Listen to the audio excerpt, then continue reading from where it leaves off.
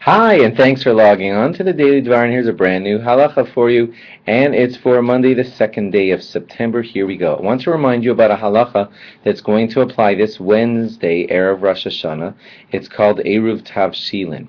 Here's the gist of how it works. Now, as far as performing the ceremony of it, it's simple. All you need to do is open up any good Rosh Hashanah book or any good siddur, and the actual reading that you read is clearly delineated in the siddur, and you could read it in English or Hebrew. It's good to understand what you're saying, and you prepare two special foods like a matzah and an egg, and you put them aside and you eat them on Shabbos. But what I wanted to do is explain to you the gist of what the Erev Tavshilin ceremony means. Here's what it means.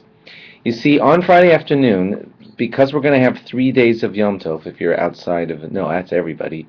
For Erev Rosh Hashanah, this applies to everybody, because Rosh Hashanah is 2 days, and it's Thursday and Friday and Shabbos. So Friday afternoon becomes the tricky spot, because you're not allowed to cook.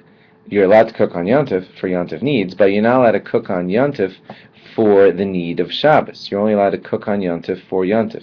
And even then, you're only allowed to lower and raise fires, but you're not allowed to turn on a fire. That's a separate thing. But when you want to prepare the food for Shabbos on Friday afternoon, you would be violating the law of not being allowed to cook on Yom Tov for something that's not for Yom Tov. It would be for Shabbos. So, an Erev Tavshilin is this.